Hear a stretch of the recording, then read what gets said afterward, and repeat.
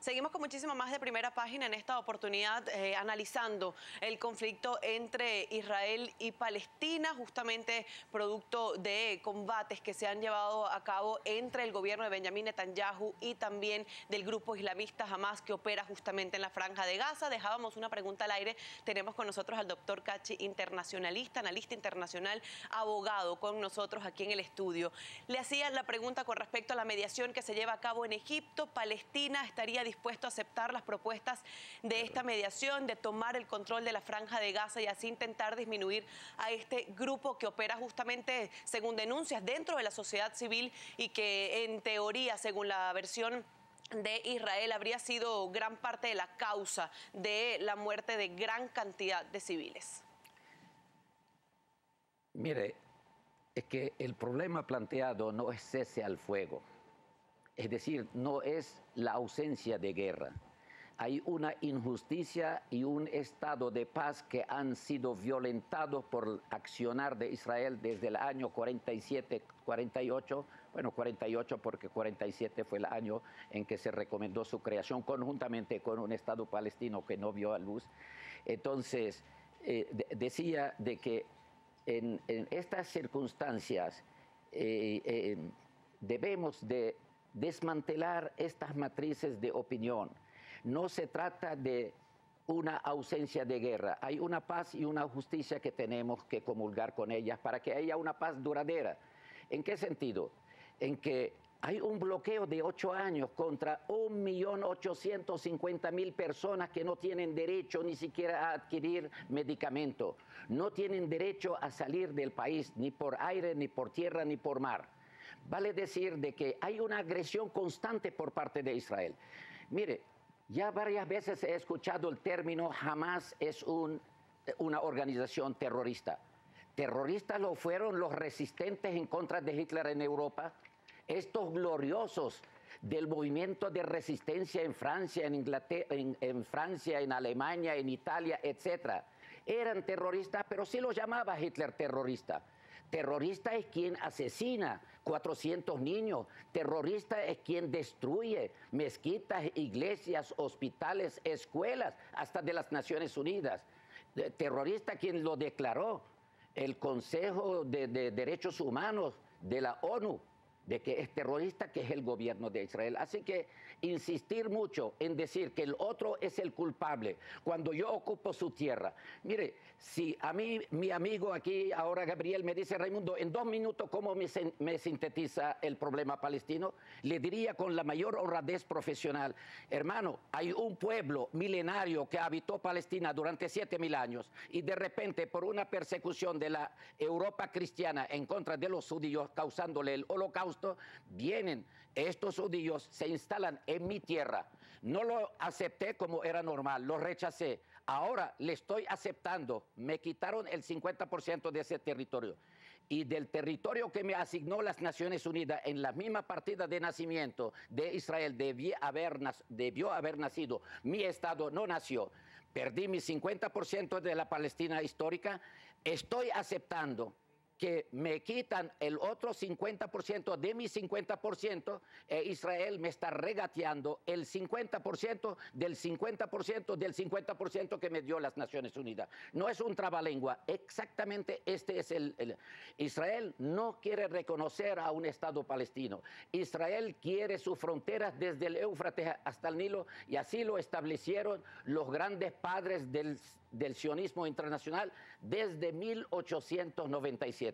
No decir estas verdades, no entendemos las causas. Ahora, doctor Cachi. Ahora, esos terroristas, presuntos terroristas, ¿cómo este occidente que llama a un movimiento de resistencia terrorista no dice lo mismo de los terroristas que llevan 40 meses masacrando al pueblo sirio? ¿Qué decir de los otros que están masacrando al pueblo iraquí? Y ahora a mi país de origen, mi querido Líbano, también empiezan pues a acosarlo. Ahora, doctor Cachi, el papel de la comunidad internacional en este contexto para entender, como usted lo señalaba al principio, para entender el conflicto Israel-Palestina hay que trasladarse sin duda décadas atrás.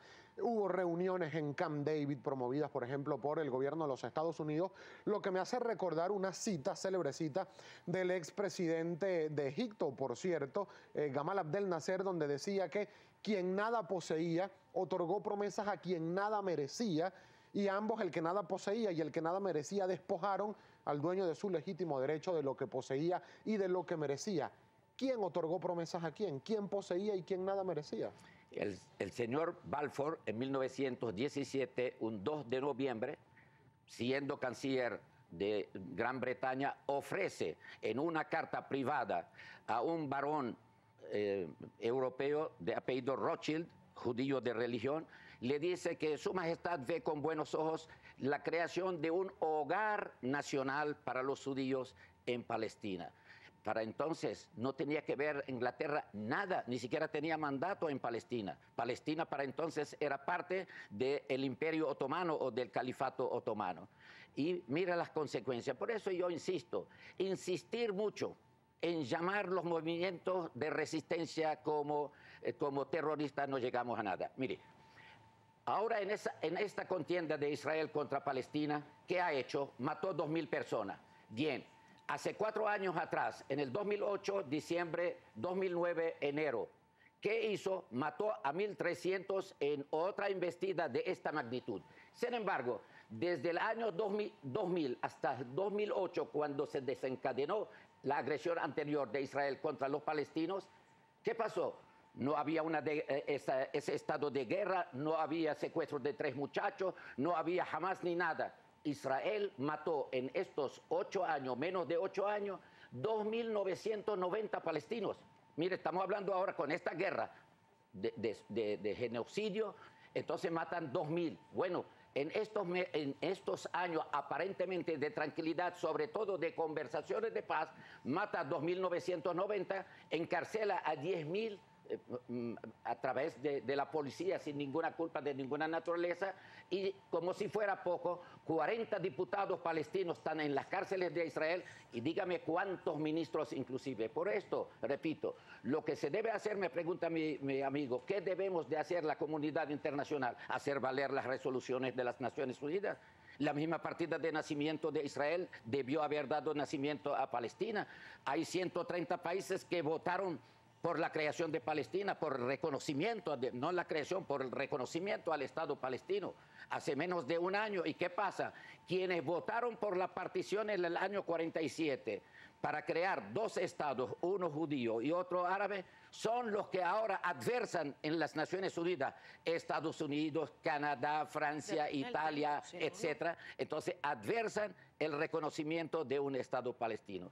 Sí. Si no ponemos las cosas, pero claro, y uno se pregunta, pero si desde el nacimiento de Israel hasta el día de hoy se multiplicaron los miembros de las Naciones Unidas en 140 estados independientes, ¿por qué no Palestina?